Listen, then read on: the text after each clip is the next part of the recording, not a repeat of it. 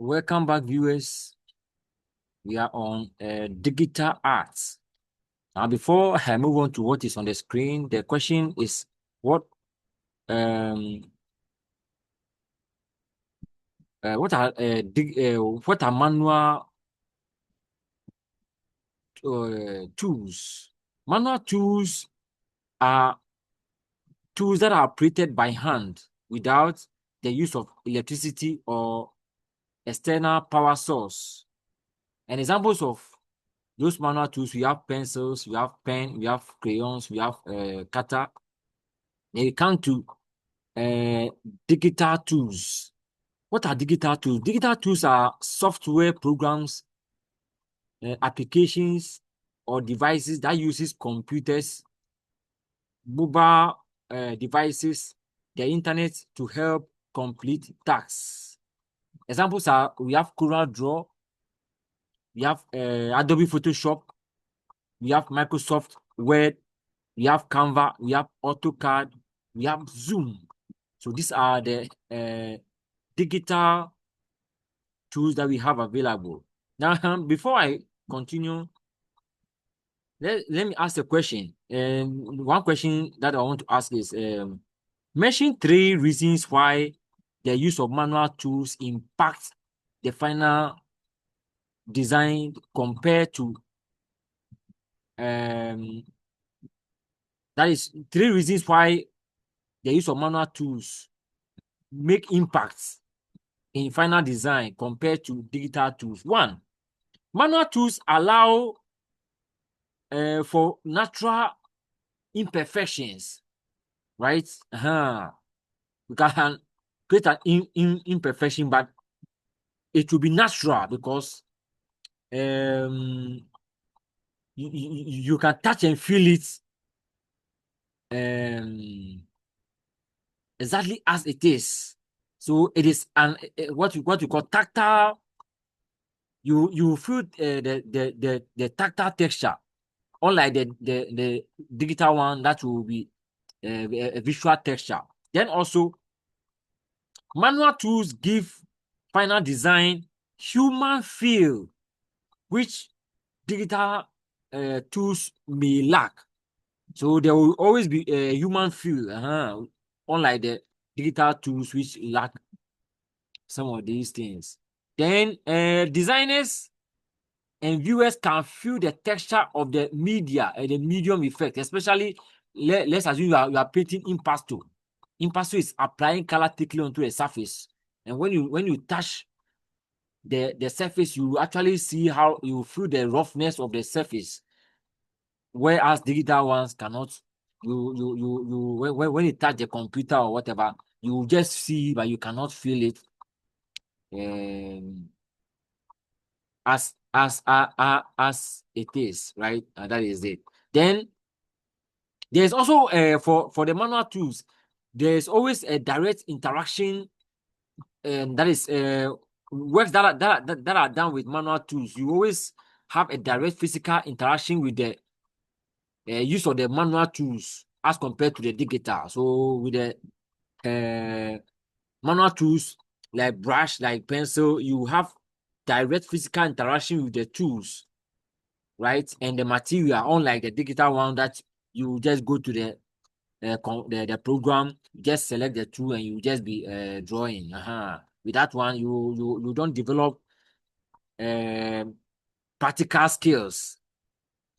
Then the next question says, state 2 advantages of using digital drawing tools over manual. So this time around, you are also going to talk about advantages that digital tools have over manual tools.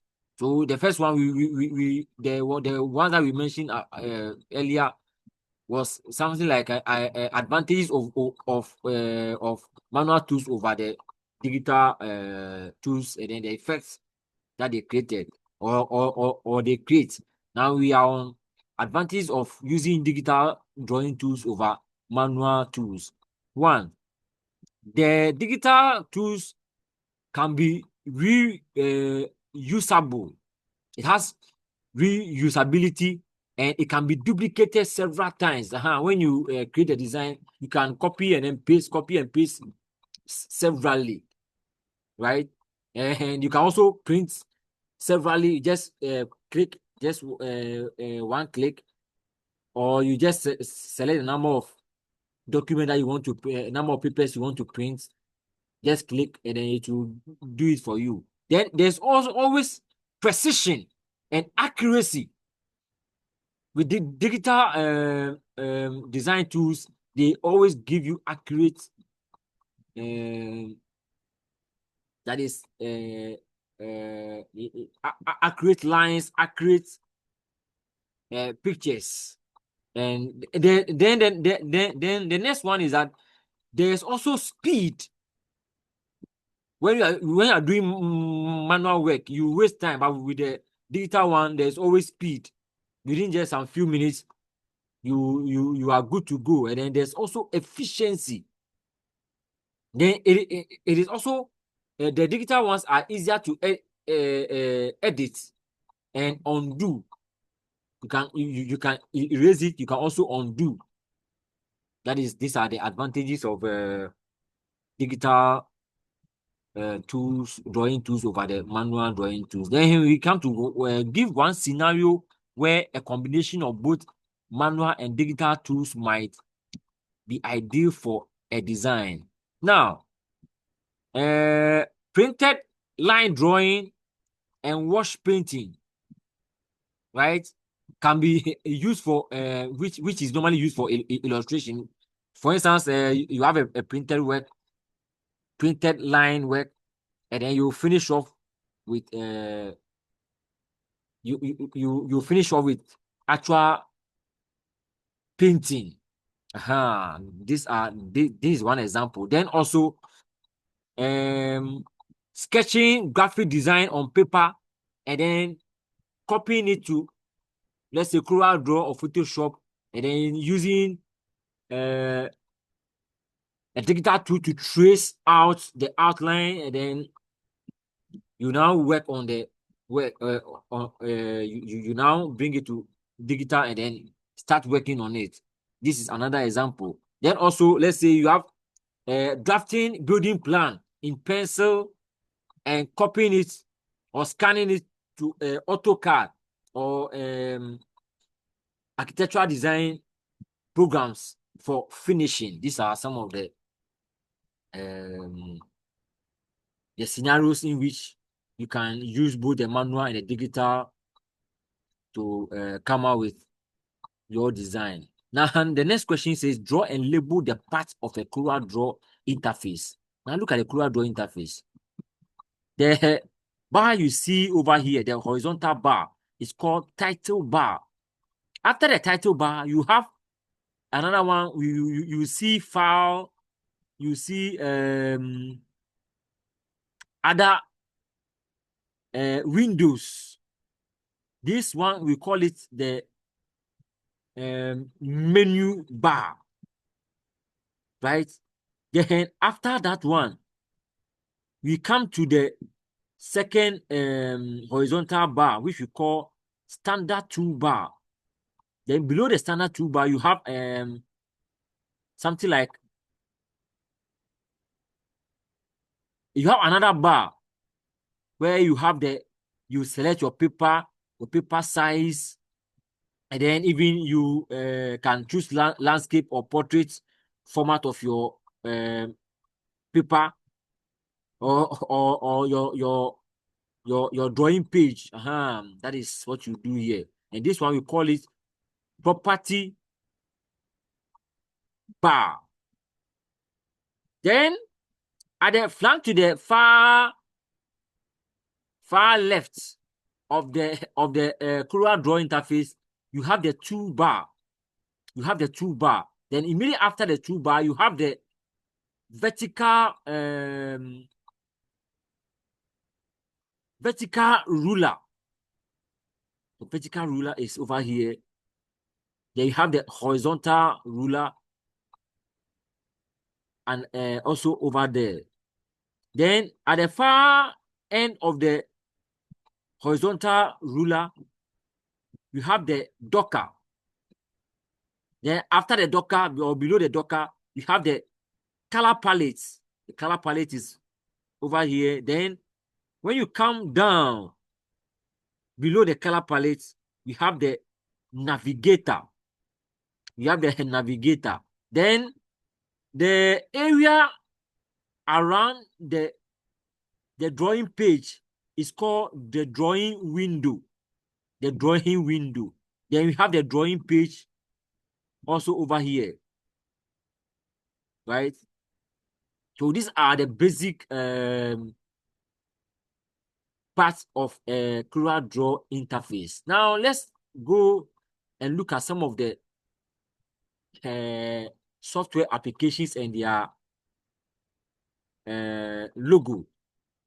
When this is Microsoft Paint logo.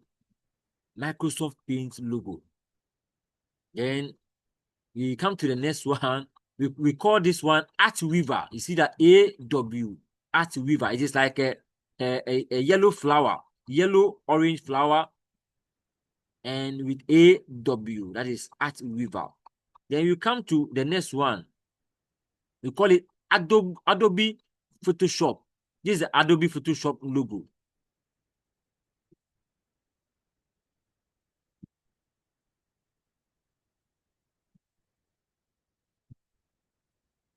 Then this one, we call it Clip Studio Paint.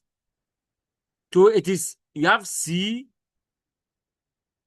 and P. You see, C and P, Clip Studio Paint. So P, the paints, then Clip Studio, C.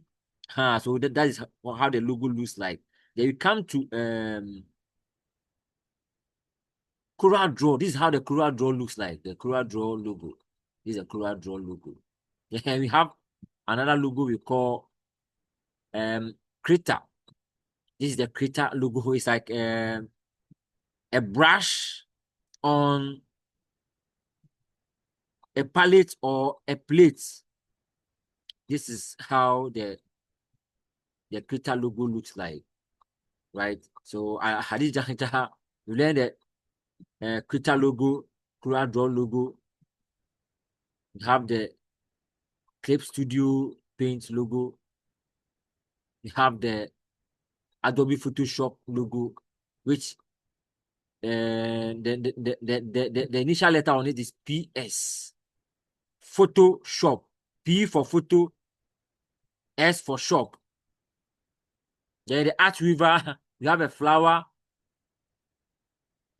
yellow orange flower with AW, which stands for Art Weaver. Then you have Microsoft Paint,